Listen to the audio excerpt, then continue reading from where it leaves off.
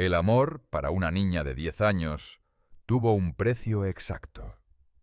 100 segundos de espera y la promesa de un helado de chocolate que jamás llegaría. Esa fue la última lección que Alba recibió de su madre. Estaban en la terminal de autobuses, un lugar que olía a diésel, a prisas y a despedidas que se aferraban al aire como fantasmas. El sol de la tarde se derramaba por los grandes ventanales, pintando el suelo sucio con un naranja cansado. La pequeña Alba se aferraba a las correas de su mochila gastada como si fueran la única cosa real en el mundo.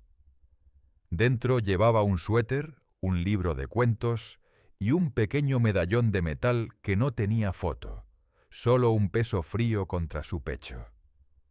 Su madre se arrodilló frente a ella, y su sonrisa era la más triste que Alba había visto en su vida.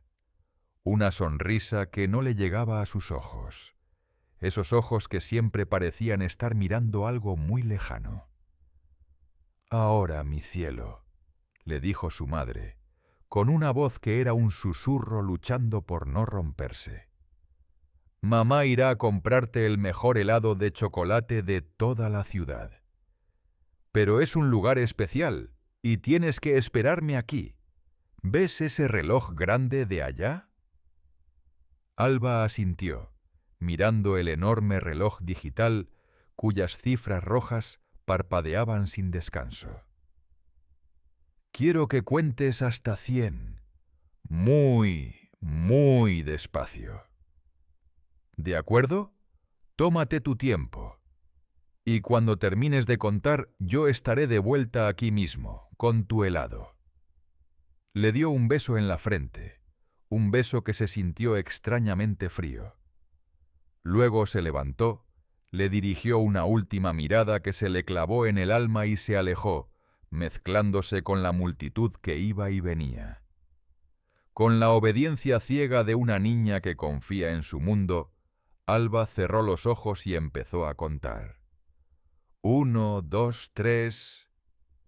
Su voz era apenas un murmullo. Cada número era una promesa.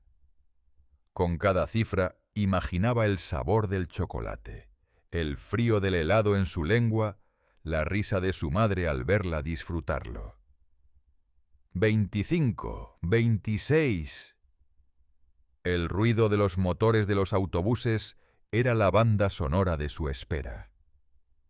54, 55...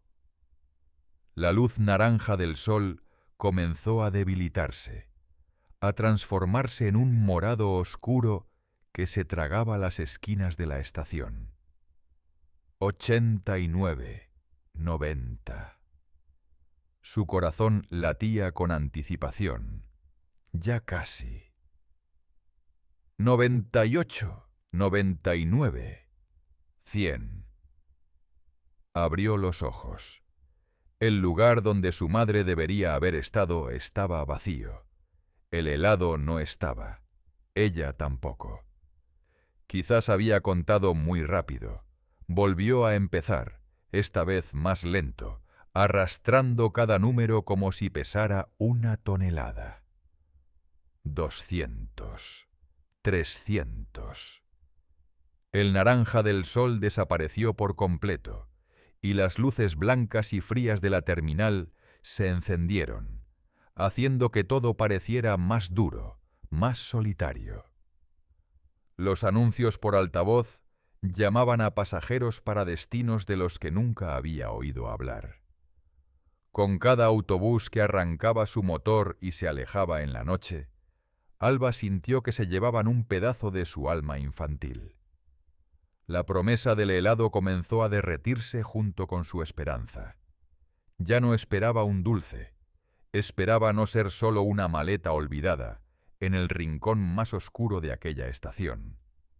La noche llegó, implacable, y con ella una verdad tan fría como el banco de metal en el que se sentó.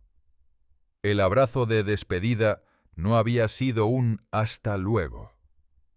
Había sido un adiós. Sola, con el estómago rugiendo y el corazón hecho pedazos, se acurrucó detrás de un pilar de concreto, haciéndose pequeña, invisible para el mundo que seguía corriendo a su alrededor. El abandono, descubrió esa noche, tenía un sonido, el silencio ensordecedor de una promesa rota, y ella estaba atrapada en su eco. ¿Y bien, gente?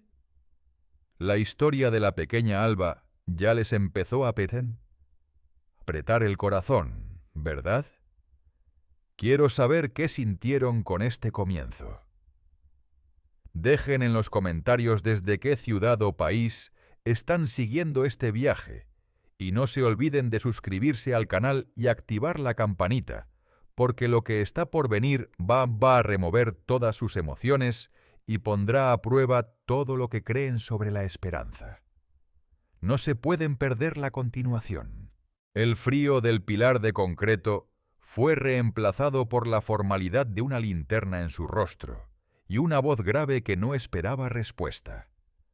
Un agente de seguridad nocturno la encontró acurrucada, un pequeño bulto de miseria en la inmensidad de la terminal vacía.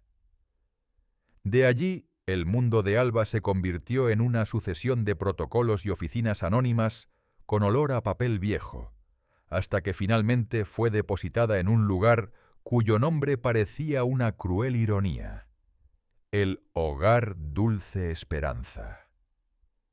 El edificio, una estructura antigua de paredes descascaradas y un persistente aroma a desinfectante que no lograba ocultar el de la tristeza acumulada, era un monumento al desgaste. A su llegada, fue recibida por doña Pilar, la directora. No era una mujer malvada en el sentido clásico, sino algo quizás peor, profundamente cansada. Tenía los hombros caídos por el peso de décadas de historias rotas y una mirada que había visto demasiados finales infelices como para conmoverse con uno más. Dirigía el centro con una eficiencia metódica, un engranaje más en una maquinaria de asistencia social que había perdido el alma hacía mucho tiempo. En ese nuevo ecosistema de supervivencia, Alba desarrolló rápidamente un instinto para la invisibilidad. Las primeras semanas fueron una lección acelerada sobre las reglas no escritas del abandono colectivo. Comprendió que las lágrimas no generaban consuelo, sino irritación en los cuidadores y desprecio en los otros niños, que veían la vulnerabilidad como una debilidad peligrosa. Aprendió que el ruido era un riesgo, y que el silencio se convertía en su único escudo, una capa que la hacía menos perceptible, menos susceptible a los vaivenes emocionales del lugar. Los otros niños del orfanato se movían con una energía resignada, cada uno lidiando con sus propios fantasmas de una manera distinta. Algunos con agresión, otros con una apatía impenetrable. Alba escogió el camino de la sombra. Se convirtió en una observadora experta. Aprendió que la comida, servida en bandejas de metal abolladas, era un tesoro que se disputaba con miradas furtivas y codazos disimulados, nunca con palabras. Un juguete sin dueño era una conquista efímera que debía disfrutarse en secreto antes de que el niño más fuerte lo reclamara. La amabilidad era una moneda tan rara que, cuando aparecía, despertaba más sospechas que gratitud. Su único tesoro, el medallón de metal que colgaba de su cuello, permanecía oculto bajo la tela de su camisa raída. A veces, en la oscuridad de su litera, lo apretaba con fuerza, sintiendo su frío metálico contra su piel. Era un talismán helado, el último ancla a un mundo que se desvanecía en su memoria, un recordatorio tangible de que alguna vez había pertenecido a alguien. Se convenció de que si no la veían, si no destacaba, no podrían hacerle más daño. Fue una noche, semanas después de su llegada, mientras el resto del hogar dormía bajo el zumbido eléctrico de las luces del pasillo, que el frágil caparazón de seguridad de Alba se hizo añicos. La sed la despertó, se levantó de su cama, cuyo somier crujió con una queja metálica, y se movió con el sigilo que ya era su segunda naturaleza, con los pies descalzos sobre el suelo frío de baldosas. Al pasar por el corredor principal, notó que la puerta del despacho de doña Pilar estaba entreabierta. Una delgada franja de luz se proyectaba en el suelo oscuro, rompiendo la monotonía de la penumbra. De dentro llegaba la voz de la directora. No era la voz fatigada y monótona de siempre. Era un tono distinto, pragmático, casi comercial, el tono de alguien que cierra un trato. Alba se detuvo, con el corazón martilleándole en los oídos, y se pegó a la pared conteniendo la respiración. «Sí, claro que lo entiendo. Es un evento importante», decía doña Pilar al teléfono. «Y para eso tengo la candidata perfecta. Tengo una nueva. Es justo lo que necesitan para la gala. Callada, con unos ojos melancólicos enormes que te parten el alma, es la imagen ideal del desamparo».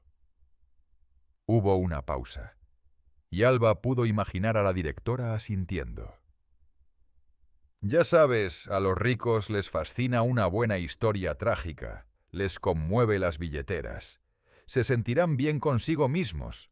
No te preocupes, estará lista. La vestiremos para la ocasión, le enseñaremos a sonreír tímidamente. Es solo una noche, y la donación que han prometido justificará todo el montaje». El vaso de agua fue olvidado. El mundo de Alba se inclinó sobre su eje y se fracturó. Las palabras de la directora no eran crueles en el sentido de un grito o un castigo. Eran peores. Eran transaccionales. Descubrió con una claridad aterradora que no era una niña que necesitaba un refugio. Era una pieza de utilería, un activo emocional cuidadosamente seleccionado para ser exhibido en un escenario. La tenue y frágil esperanza de encontrar un hogar, de ser cuidada, se disolvió en el ácido de esa revelación, dejando en su lugar un terror helado y una náusea profunda. El orfanato no era un santuario, era una sala de espera, y ella el próximo producto en la vitrina de la caridad. Los días que siguieron a la revelación telefónica se movieron con una lentitud densa y ominosa. Alba fue tratada con una nueva y extraña deferencia por doña Pilar, una amabilidad superficial que era mucho más inquietante que su anterior indiferencia.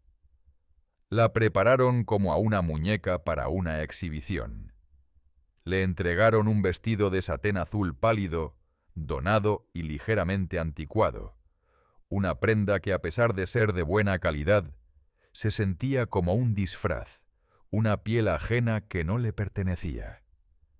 Mientras una de las cuidadoras le cepillaba el pelo con una fuerza innecesaria, doña Pilar le daba instrucciones en un tono bajo y conspirador.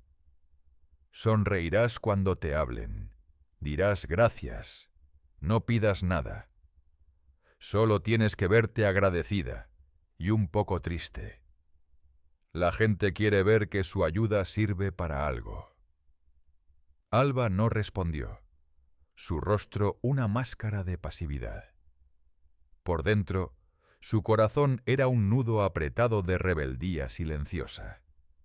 No era gratitud lo que sentía, sino una profunda humillación. La noche del evento fue conducida a un coche negro y lujoso, cuyo interior olía a cuero y a un perfume caro que le revolvió el estómago. El viaje a través de la ciudad iluminada fue un borrón de luces de neón y edificios imponentes.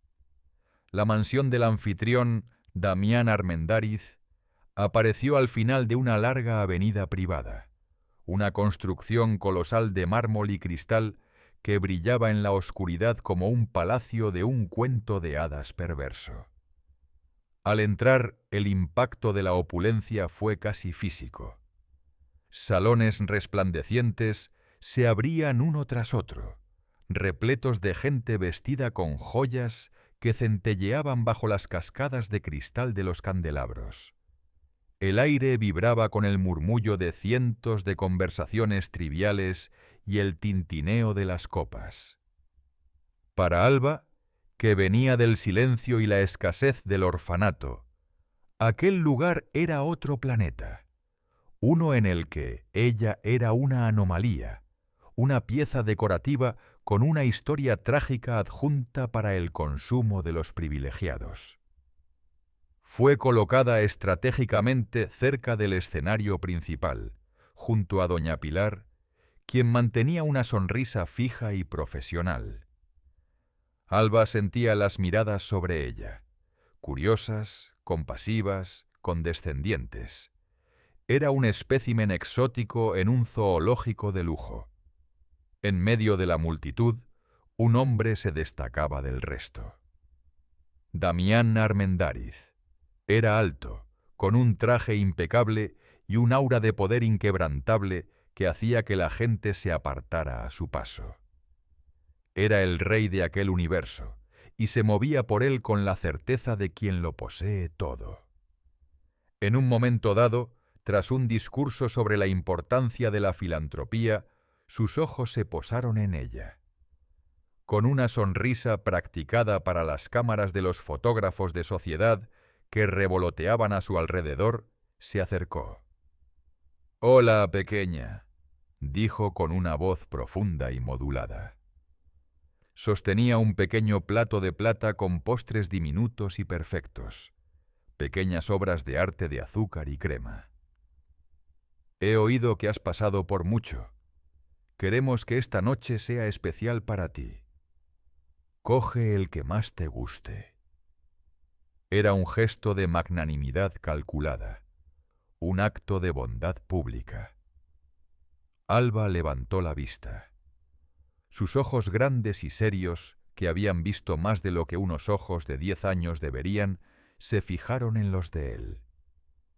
No había miedo en su mirada. Tampoco ira.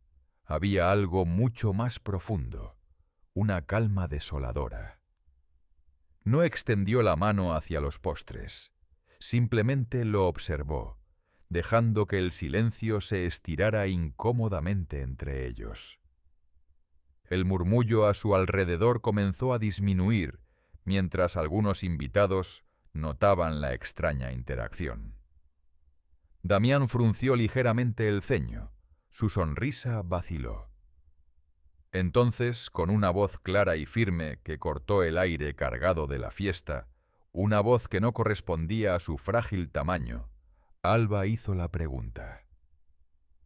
«Señor, si usted perdiera todo su dinero, todos sus coches, esta casa, todo, ¿qué quedaría para decir quién es usted de verdad?» El silencio cayó sobre el grupo cercano como una guillotina. Las sonrisas se congelaron. El tintineo de las copas cesó. Damián Armendáriz, un titán de las finanzas acostumbrado a doblegar voluntades y a navegar crisis multimillonarias, se quedó completamente sin palabras. La pregunta no había sido un desafío insolente. Había sido un espejo, uno que reflejaba un vacío que él nunca se había atrevido a mirar. Por un instante, la máscara impecable del filántropo todopoderoso se resquebrajó, revelando a un hombre desnudo y desconcertado ante la sabiduría cruda de una niña abandonada. El silencio que siguió a la pregunta de Alba no fue un simple vacío de sonido, fue un evento sísmico que fracturó el universo de apariencias de la gala. El murmullo de la élite se extinguió, las sonrisas se petrificaron y todas las miradas convergieron en el hombre que, por primera vez, parecía vulnerable. Damián Armendáriz sintió cómo el peso de cientos de ojos lo examinaba, no como el titán de la industria, sino como un actor cuyo guión había desaparecido. Doña Pilar, a un lado, palideció, su expresión una mezcla de pánico y furia hacia la niña que había demolido su montaje. Pero Damián no la vio. Solo podía ver los ojos de Alba, dos pozos de calma inquebrantable que no juzgaban, simplemente esperaban. Ignorando las miradas y a sus asesores que se acercaban con nerviosismo, Damián hizo algo inesperado. Extendió su mano, no para ofrecer un postre, sino para tomarla de Alba. El gesto fue tan sorprendente que silenció a los presentes. Sin decir una palabra, la guió lejos del salón, a través de pasillos opulentos, hasta su santuario personal. Su estudio. La habitación era un testamento de su poder, con paredes de madera oscura y un escritorio macizo. Cerró la puerta y el ruido del mundo exterior se desvaneció, dejándolos en una intimidad casi sagrada. Se sentó en una silla de cuero frente a ella como un igual. Por varios minutos, el único sonido fue el de un antiguo reloj. Finalmente, carraspeó. «Tu pregunta...», comenzó, su voz más baja. «Es una pregunta justa». Intentó responder. Habló de su legado, del imperio que había construido, de los empleos que había creado, del nombre Armendáriz. Habló de su influencia, de su capacidad para cambiar industrias. Pero cada palabra, que en una junta directiva habría sonado poderosa, en la quietud de ese estudio, bajo la mirada fija de Alba, se convertía en polvo. Sonaba hueco, como una defensa desesperada. La niña no refutó nada, simplemente escuchaba, y su silencio era un juez más severo que cualquier crítico. Damián se detuvo a mitad de una frase. Se pasó una mano por el rostro, un gesto de frustración que sus rivales habrían pagado millones por ver. Esa pregunta infantil había hecho lo que ninguna crisis financiera había logrado: desarmarlo. Se dio cuenta de que la niña no era una víctima a la que debía compadecer. Era un espejo, y no le gustaba el reflejo que veía. Una fascinación extraña, mezclada con una profunda incomodidad, se apoderó de él. No podía simplemente devolverla al orfanato. No después de esto. Sería como ignorar una grieta en los cimientos de su propia existencia. «Te propongo un acuerdo», dijo, volviendo al lenguaje que dominaba. «Tú me has hecho una pregunta que no puedo responder. Quizás necesito tiempo para encontrar la respuesta, o quizás la respuesta está contigo». Se inclinó hacia adelante. «Usaré todos mis recursos para encontrar a tu madre, no importa dónde esté o cuánto cueste. Te doy mi palabra». Hizo una pausa. «A cambio, quiero algo simple. Quiero que nos veamos una vez por semana. Quiero seguir hablando contigo». Era un pacto inusual, una simbiosis entre el hombre que lo tenía todo y la niña que no tenía nada. Alba lo miró y, por primera vez, asintió lentamente. Damián sintió una extraña oleada de alivio. Esa misma noche hizo las llamadas. Sacó a Alba del hogar Dulce Esperanza, ignorando las protestas de doña Pilar, y la instaló en una prestigiosa institución educativa con un programa de acogida de élite, bajo la supervisión de una psicóloga de renombre llamada Leticia. Al mismo tiempo, le encargó la investigación a su jefe de seguridad, Héctor, un ex policía curtido y eficaz, famoso por encontrar lo inencontrable. Días después, Héctor solicitó una reunión urgente. Entró al estudio de Damián con una carpeta y una expresión sombría. «Señor Armendáriz», dijo sin preámbulos, «tenemos el primer informe. Y un problema. El nombre con el que la madre de Alba se registró en la terminal, el nombre que la niña conoce, es falso. No existe en ninguna base de datos. No hay registros de nacimiento ni rastro alguno. La mujer que la abandonó es, a efectos prácticos, un fantasma». La revelación de Héctor cayó sobre el estudio como una losa. La palabra fantasma resonó en la habitación, un término que Damián Armendáriz, un hombre acostumbrado a la información cuantificable y a los datos concretos, detestaba. La investigación, con todo su poderío tecnológico y humano, se había estrellado contra un muro de la nada. Durante las siguientes semanas, los mejores investigadores privados a sueldo de Damián siguieron callejones sin salida, persiguiendo sombras en terminales de autobuses de estados vecinos y revisando horas de grabaciones de seguridad que no revelaban nada concluyente. La mujer parecía haberse evaporado en el aire denso de la estación, dejando tras de sí solo a una niña y un nombre falso. La frustración de Damián crecía con cada informe negativo, pero también lo hacía una extraña y tenaz determinación. El misterio de Alba se estaba convirtiendo en una obsesión personal, un rompecabezas que se sentía obligado a resolver. En medio de este estancamiento investigativo, las visitas semanales de Alba se convirtieron en un ancla para Damián, un oasis de simplicidad en su mundo de complejidad calculada. Ella llegaba puntualmente cada jueves por la tarde, acompañada por una asistente de la institución, y se sentaba en la misma silla de cuero frente a él. Sus conversaciones rara vez tocaban directamente la búsqueda de su madre. En cambio, Alba, con una curiosidad infantil que Damián había olvidado que existía, le preguntaba sobre las cosas que veía en su oficina. El modelo a escala de un barco dentro de una botella, el mapa antiguo del mundo colgado en la pared, o por qué las plantas de su despacho siempre parecían tristes.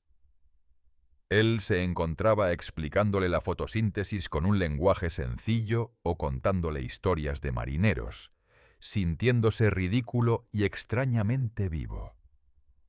Ella, a su vez, le contaba sobre los libros que leía o sobre un pájaro que había hecho un nido fuera de su ventana. Estas charlas, aparentemente triviales, comenzaron a erosionar la armadura que Damián había construido a su alrededor durante décadas. La pregunta inicial de Alba sobre lo que quedaría de él sin su fortuna seguía flotando en el aire, y sentía que, de alguna manera, estas conversaciones eran parte de la respuesta. Fue durante una de estas tardes, mientras Alba dibujaba en un cuaderno que él le había regalado, que la mirada de Damián se fijó en el cuello de la niña. El delgado cordón del medallón asomaba por debajo del cuello de su camisa. Era la única conexión tangible con su pasado, el único objeto que el fantasma de su madre le había dejado. Una idea se encendió en su mente. «Héctor», dijo por el intercomunicador esa misma noche, «dejemos las búsquedas externas por ahora. Vamos a centrarnos en lo único que tenemos». Al día siguiente, con el consentimiento de una Alba silenciosa y expectante, el medallón estaba sobre el escritorio de Damián. Era una pieza de metal barato, probablemente alpaca, con un diseño floral genérico grabado en la superficie. Héctor lo examinó con sus ojos de experto. Estaba sellado herméticamente, sin una bisagra visible o una ranura para abrirlo. Intentar forzarlo lo destruiría. Fiel a su estilo, Damián no escatimó en recursos. Encontró al mejor maestro orfebre de la ciudad, un anciano que trabajaba con reliquias y mecanismos delicados. La espera fue tensa. Damián se encontró más nervioso de lo que había estado en años antes de una fusión multimillonaria. 2 días después, el orfebre llamó. Lo había logrado. Héctor fue a recogerlo y regresó al estudio de inmediato. Colocó el medallón ahora abierto sobre el escritorio. Damián y Héctor se inclinaron para ver su interior.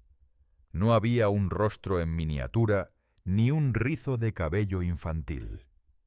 No había nada que identificara a una madre o a una hija.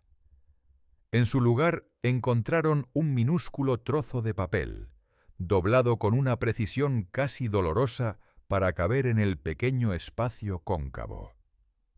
Con unas pinzas finas, Héctor lo desdobló con cuidado. El papel era frágil y amarillento. En él, escrita con tinta azul desvaída, había una secuencia de números, 14, 8, 2, 29. No parecían una fecha, ni un teléfono, ni una cuenta bancaria. Era un enigma. Y debajo de los números una sola palabra, trazada con una caligrafía temblorosa que delataba una mano rota por la pena o la prisa. Perdón. Damián y Héctor se miraron. La palabra lo cambiaba todo. No era un abandono simple y cruel, era un acto envuelto en arrepentimiento. El misterio de la madre de Alba no solo se había vuelto más profundo, ahora tenía un eco de tragedia, y esos 4 números eran la única clave para descifrarlo. La secuencia numérica se convirtió en el nuevo epicentro de la investigación, un jeroglífico moderno que absorbía recursos y devolvía solo silencio.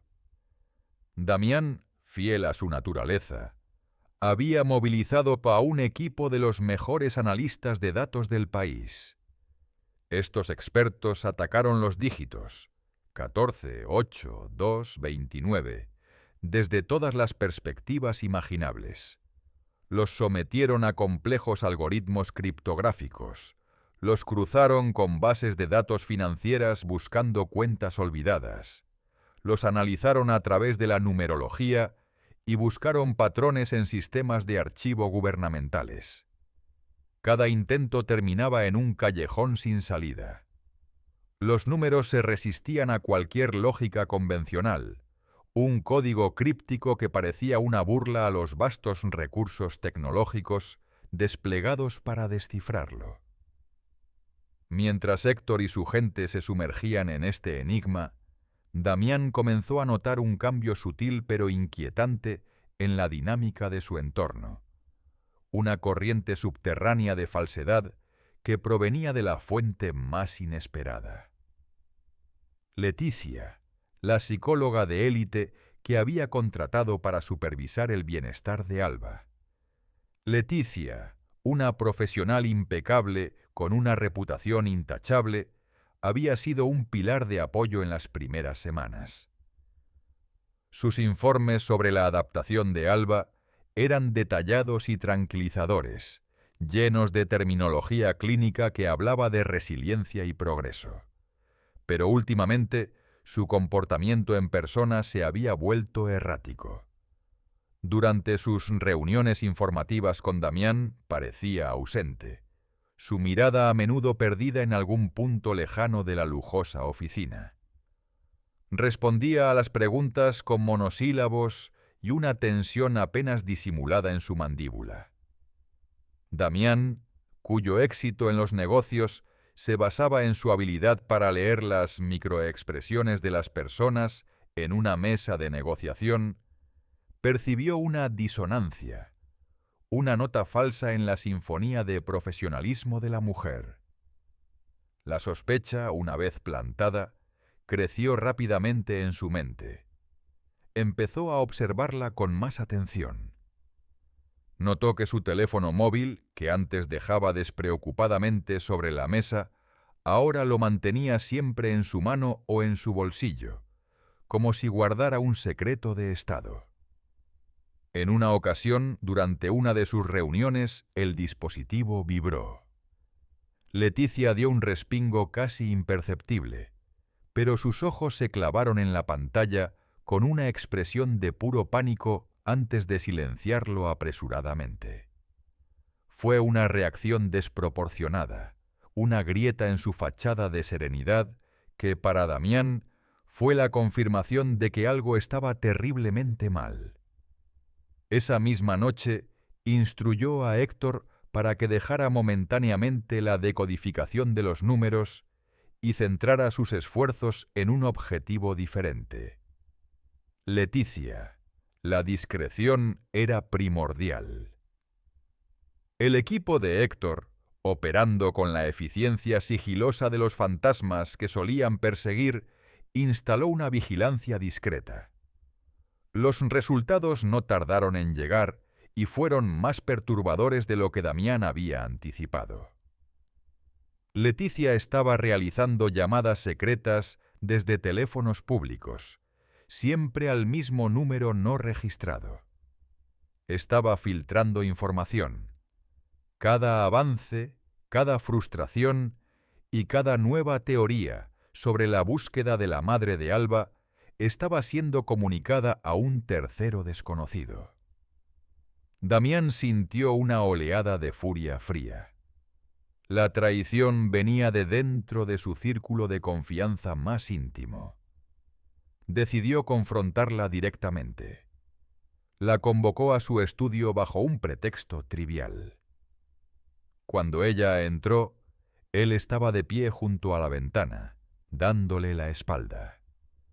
Sobre su escritorio, una única carpeta contenía las transcripciones de sus llamadas.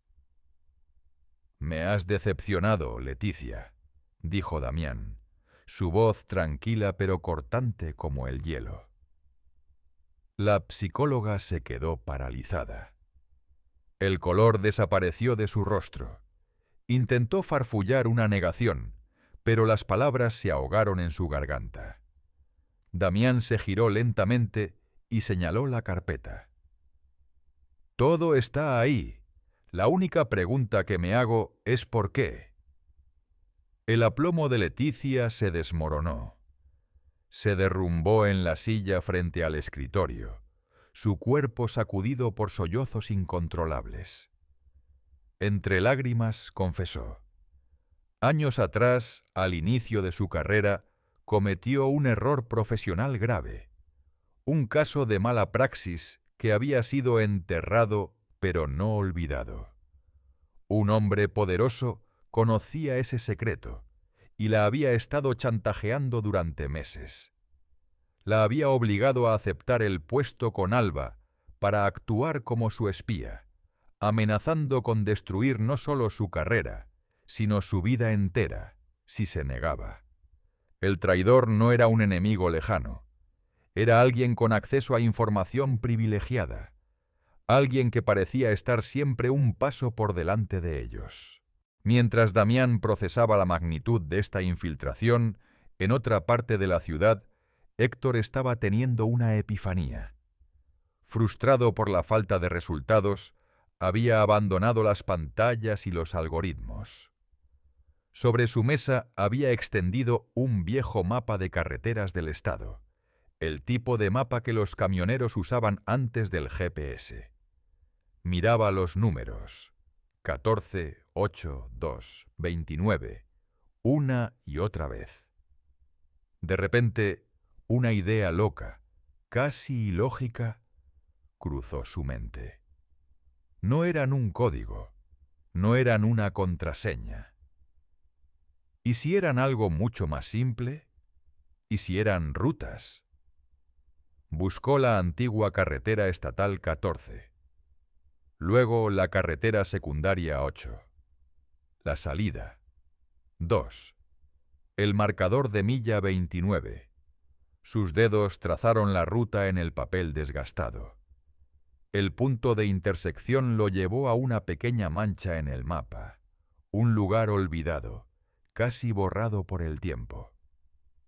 Eran coordenadas geográficas y apuntaban a un pueblo minero abandonado en el interior profundo del estado, un lugar que la civilización había dejado atrás hacía décadas.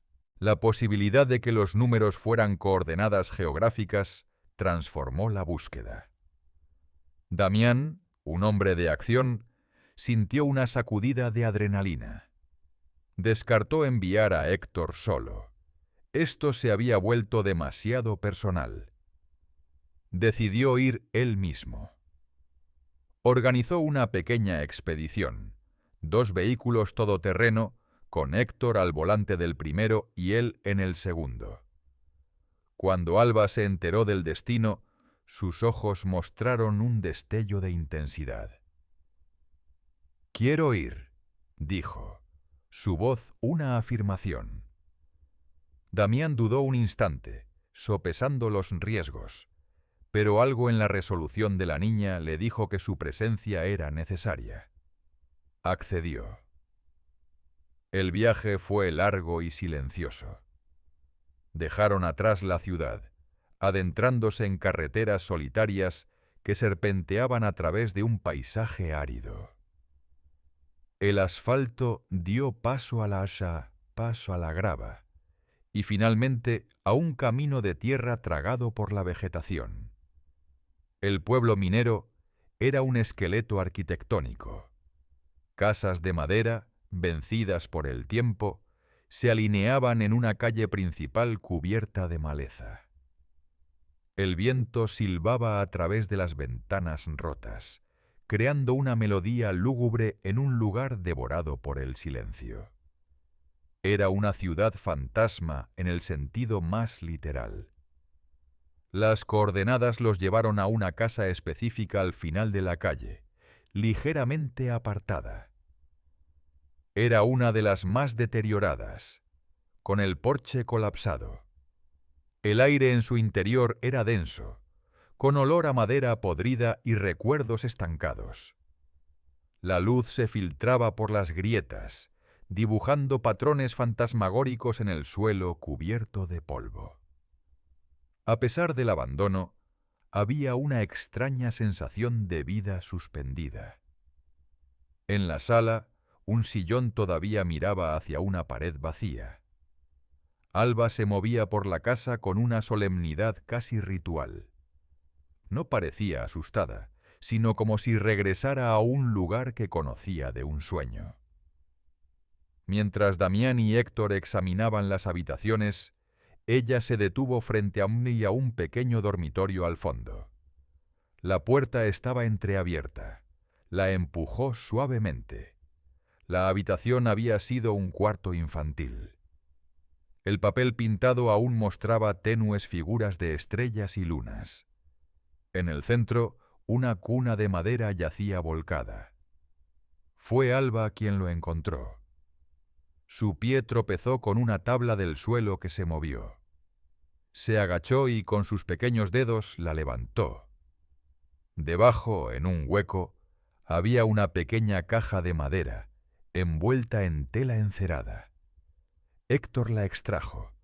Estaba cerrada con un pestillo oxidado que abrió con esfuerzo. Dentro no había joyas ni dinero. Había un diario. La cubierta era de cuero desgastado, las páginas amarillentas. La caligrafía era elegante, pero a menudo interrumpida por trazos apresurados. Era el diario de Jimena, la madre de Alba. Damián se sentó en el suelo polvoriento junto a la niña y comenzó a leer en voz alta, su voz un murmullo reverente. Página tras página, la verdad desgarradora se desplegó. Jimena no había abandonado a su hija por falta de amor, sino por un exceso desesperado del mismo. Pertenecía a una familia adinerada, pero tras la muerte de sus padres, la herencia provocó una guerra con su propio hermano, un hombre que el diario describía como cruel, posesivo y violento. Él la quería fuera para quedarse con todo. Jimena había intentado luchar, pero él la había aislado, despojado de sus recursos, y había comenzado a amenazar la vida de la pequeña Alba. La huida a ese pueblo fue su primer intento de desaparecer. El abandono en la terminal fue su último y más desesperado acto de sacrificio, un intento de poner a su hija fuera del alcance de su hermano, creyendo que en el sistema estaría más segura que con ella. «La estoy entregando para salvarla», había escrito en una de las últimas páginas. «Le estoy rompiendo el corazón para que pueda seguir latiendo». Luego, en la entrada final, la revelación que hizo que la sangre de Damián se helara. Jimena había escrito el nombre del monstruo que la había perseguido. No era un desconocido, era un nombre que Damián conocía demasiado bien, un nombre que veía a diario en las páginas de economía, el nombre de uno de sus mayores y más despiadados rivales en el mundo de los negocios. El nombre escrito en la última página del diario era Ignacio Salazar. Para el mundo, era un pilar de la industria, un empresario visionario con una imagen pública cuidadosamente pulida de hombre de familia y filántropo. Para Damián Armendáriz, era la encarnación de la competencia más feroz y desleal que había enfrentado jamás. Ignacio Salazar. El nombre resonó en la casa abandonada con la fuerza de una detonación. De repente, años de incidentes aparentemente inconexos y de mala fortuna empresarial cobraron un sentido siniestro. Las OPA hostiles que parecían surgir de la nada, los sabotajes sutiles en sus cadenas de suministro, la fuga de información confidencial que siempre beneficiaba a las empresas de Salazar, todo se alineó en un patrón aterrador. La infiltración de Leticia ya no era un acto de chantaje aislado. Era una pieza más en el tablero de ajedrez de un juego mucho más grande y oscuro. Ignacio no solo estaba compitiendo contra él, lo estaba cazando, utilizando a una psicóloga atormentada para vigilar el único cabo suelto de su pasado criminal. Su sobrina. El viaje de regreso a la ciudad fue un torbellino de pensamientos febriles. Damián miraba a Alba por el espejo retrovisor. La niña, ahora consciente de la monstruosidad de su tío y del sacrificio de su madre, no lloraba. Su rostro estaba impasible, pero en sus ojos había una nueva dureza, la determinación del acero forjado en el fuego del dolor. Ya no era solo una víctima, era el testimonio viviente de un crimen atroz, la única persona que podía destruir el imperio de Ignacio Salazar. Y eso la convertía en el objetivo más valioso y vulnerable del mundo.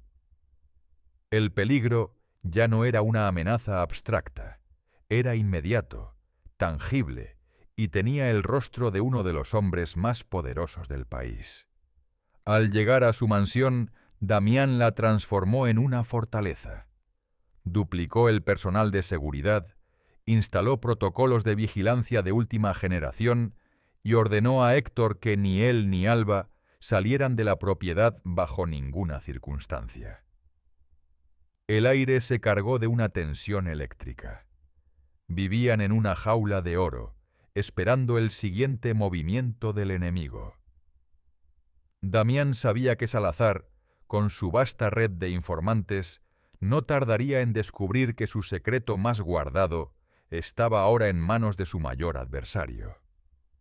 El descubrimiento del diario había activado una cuenta atrás. La confirmación de sus peores temores no tardó en llegar. Sucedió 3 días después. El teléfono privado de Damián, un número que solo su círculo más íntimo conocía, sonó en medio de la noche. Era un número bloqueado. Damián contestó, haciendo una seña a Héctor para que activara el sistema de grabación. Al otro lado de la línea, una voz distorsionada electrónicamente, fría y desprovista de toda emoción, habló con una calma aterradora. «Armendáriz», dijo la voz metálica, sin preámbulos. «Has encontrado algo que no te pertenece. Has metido las narices donde no debías y has desenterrado un fantasma que debería haber permanecido enterrado». Damián permaneció en silencio, su corazón latiendo con fuerza pero su mano firme. La voz continuó, destilando veneno. «La niña es un error del pasado, un asunto de familia que no te concierne. Devuélvela, déjala en el mismo orfanato de donde la sacaste y olvida todo lo que crees saber. Si lo haces, consideraré esto como un exceso de curiosidad por tu parte y seguiremos con nuestros negocios como siempre». «¿Y si no lo hago?», preguntó Damián, su propia voz un témpano de hielo.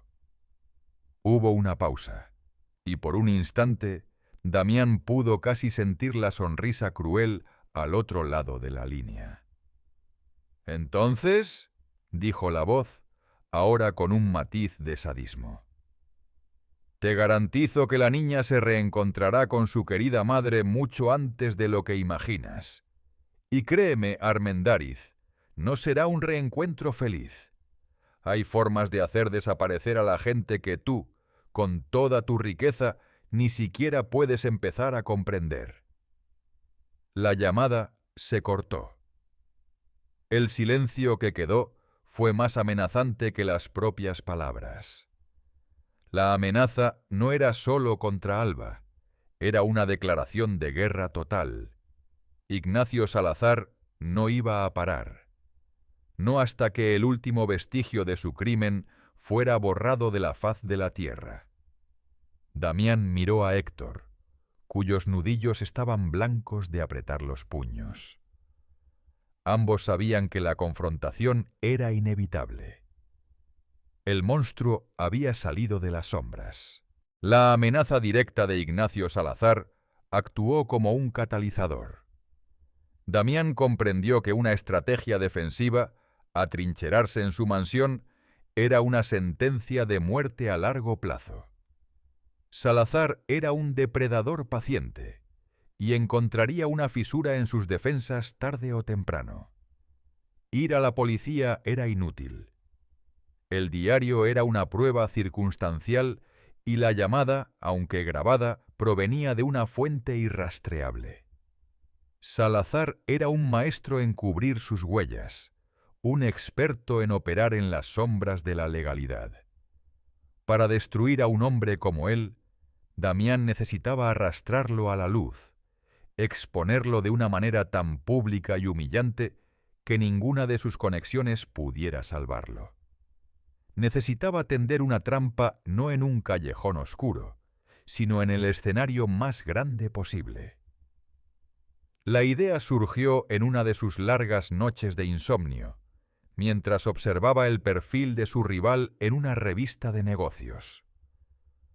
La debilidad de Salazar no era la codicia, sino la arrogancia. Su ego era su talón de Aquiles. Damián concibió un plan audaz, una obra de teatro en 3 actos diseñada para llevar a Salazar directamente a la boca del lobo. Anunció a bombo y platillo, a través de todos los canales financieros, una conferencia de prensa de emergencia. El motivo oficial: la revelación de una fusión estratégica con un conglomerado tecnológico europeo, un movimiento que, de ser cierto, consolidaría el imperio de Armendáriz como una fuerza industrial casi monopólica, eclipsando a Salazar y a todos los demás. Era un cebo irresistible. La envidia y la necesidad de estar presente para intentar sabotear el anuncio, o, al menos, para mostrarse imperturbable ante la victoria de su rival, asegurarían la asistencia de Ignacio. Mientras los preparativos para el evento avanzaban, Damián pasaba tiempo con Alba. La niña, lejos de amedrentarse por el peligro que la rodeaba, mostraba una fortaleza que lo asombraba. Ya no era la figura silenciosa y ensimismada que había conocido. La verdad, por terrible que fuera, la había liberado de la incertidumbre. Ahora tenía un enemigo con rostro y un propósito claro. Una tarde, mientras revisaban juntos una copia del diario de Jimena, Alba señaló un pasaje que Damián había pasado por alto. Su madre describía una anécdota de su adolescencia, cuando Ignacio, en un acto de rebeldía juvenil para unirse a un grupo problemático, se había hecho un tatuaje crudo y casero en la muñeca izquierda. Un pequeño escorpión negro. Era una marca de la que se avergonzó profundamente más tarde, y que, según el diario, siempre mantenía oculta bajo la esfera de sus carísimos relojes suizos. Una pequeña vanidad, un detalle insignificante que en la mente de Damián se convirtió en la pieza central de su plan. El día de la conferencia, el ambiente en el auditorio del hotel más lujoso de la ciudad era una mezcla de expectación y tensión. Estaban presentes los periodistas más importantes del país, analistas financieros, competidores y aliados. Tal como Damián había previsto, Ignacio Salazar estaba allí, sentado en la primera fila, con una expresión de estudiada indiferencia y una sonrisa de suficiencia en los labios. Parecía un emperador romano observando a un gladiador a punto de caer. Héctor, irreconocible con un chaleco de prensa y una cámara profesional colgada del cuello, se movía entre los otros fotógrafos, posicionándose estratégicamente. Damián subió al podio. Las luces de los focos lo cegaron por un instante. Se aclaró la garganta y un silencio expectante se apoderó de la sala. Todos esperaban cifras, proyecciones, el anuncio de una conquista corporativa. «Damas y caballeros, gracias por venir», comenzó, su voz resonando con calma. «Los he convocado hoy bajo el pretexto de una fusión empresarial, pero la verdad es que quiero hablarles de algo mucho más importante que el dinero». Hizo una pausa, dejando que la confusión se asentara. Sus ojos se encontraron con los de Ignacio Salazar a través de la sala. «Hoy voy a contarles la historia de una niña que me hizo la pregunta más importante de mi vida». La sonrisa de Salazar vaciló, reemplazada por una sombra de desconcierto. Damián comenzó a narrar. No dio nombres al principio, solo describió el abandono en una terminal de autobuses, la pregunta que desarmó a un millonario, la búsqueda de una madre fantasma y el descubrimiento de un diario en una casa olvidada. Con cada palabra, la tensión en la sala aumentaba. Ignacio Salazar, al principio impasible, comenzó a removerse en su asiento, su rostro perdiendo color gradualmente. Entendió lo que estaba sucediendo. Era una emboscada pública, y él era la presa. Intentó levantarse, quizás para gritar que todo era una sarta de mentiras, pero ya era demasiado tarde. Estaba atrapado en la red de la narrativa de Damián. En el escenario, bajo el resplandor de los focos, Damián Armendáriz se había transformado. Ya no era el magnate calculador, sino un narrador, y su única arma era la verdad. Continuó la historia, su voz firme y cargada de una emoción contenida que mantuvo a la audiencia cautiva. Describió la huida desesperada de una joven madre, la crueldad de un hermano consumido por la avaricia, un hombre que le arrebató su herencia y la persiguió hasta los confines del olvido. El relato, despojado de adornos, era una daga de pura humanidad apuntando al corazón de la hipocresía presente en esa sala. Ignacio Salazar estaba petrificado en su asiento, su rostro una máscara de cera en la que se dibujaba el pánico. El cazador se había convertido en la presa, expuesto en una jaula de cristal ante la mirada de todo su mundo. Este hombre, prosiguió Damián, elevando la voz para que resonara en cada rincón del auditorio, construyó su imperio sobre los cimientos de la traición. Un hombre que, irónicamente, lleva la marca de su verdadera naturaleza oculta a simple vista. En ese preciso instante, como si fuera una señal coreografiada, Héctor, disfrazado de fotógrafo, se movió con una agilidad sorprendente. Fingió tropezar estrepitosamente cerca de la primera fila, y en su caída controlada, su cuerpo se proyectó contra el brazo de Ignacio. El impacto fue justo. El carísimo reloj suizo de Salazar se desprendió de su muñeca y cayó al suelo con un tintineo metálico. Por un segundo, la muñeca izquierda del empresario quedó expuesta. Otro fotógrafo, parte del equipo de Damián, que estaba preparado para ese momento, disparó una ráfaga de flashes. La imagen capturada apareció instantáneamente en la pantalla gigante detrás de Damián. Un primer plano nítido de un pequeño y tosco escorpión negro tatuado en la piel pálida. Un jadeo colectivo recorrió la sala. El símbolo, crudo y delator, era una contradicción visual con la imagen pulcra de Ignacio. El caos estalló. Salazar, completamente desenmascarado, se puso en pie de un salto, con el rostro desencajado por la furia y el terror. «¡Es una mentira! ¡Un montaje! ¡Armendáriz está loco!», gritó, su voz estridente rompiendo la atmósfera solemne. Pero su negación fue ahogada por la siguiente jugada de Damián. «¿Un montaje?», replicó Damián con una calma glacial. «Quizás, pero esto también lo es». Con un clic, la grabación de la llamada telefónica amenazante comenzó a sonar por los altavoces del auditorio. La voz metálica y distorsionada llenó el espacio, cada palabra una condena irrefutable. «Te garantizo que la niña se reencontrará con su querida madre. No será un reencuentro feliz». La evidencia era aplastante.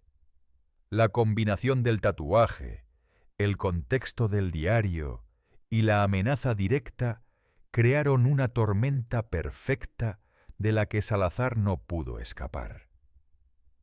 Agentes de seguridad, alertados previamente por Héctor, entraron discretamente en la sala y lo flanquearon. Humillado, expuesto y derrotado, Ignacio Salazar fue escoltado fuera del auditorio ante la mirada atónita de la prensa, que ahora tenía la historia de la década. Días después de que el escándalo demoliera el imperio de Salazar, el equipo de Héctor, utilizando la información recuperada de los activos confiscados del empresario caído, finalmente localizó a Jimena. Vivía bajo un nombre falso en un pequeño y tranquilo pueblo costero, trabajando en una biblioteca local, una sombra de la mujer que había sido, siempre mirando por encima del hombro. Damián organizó el reencuentro en un lugar neutral, un jardín botánico bañado por el sol de la tarde. Cuando Jimena vio a Alba, el tiempo pareció detenerse. Las lágrimas, el perdón y un amor que había sobrevivido al abismo se fusionaron en un abrazo que sanó años de dolor en un solo instante. Damián observó desde la distancia, sintiendo una plenitud que ninguna adquisición millonaria le había dado jamás. Meses más tarde, la vida había encontrado un nuevo ritmo. En un parque vibrante de risas infantiles, Damián empujaba a Maalva en un columpio.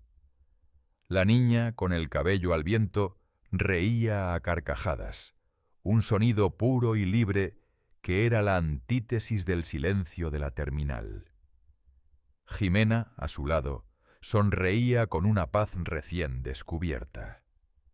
Damián ya no era solo el millonario.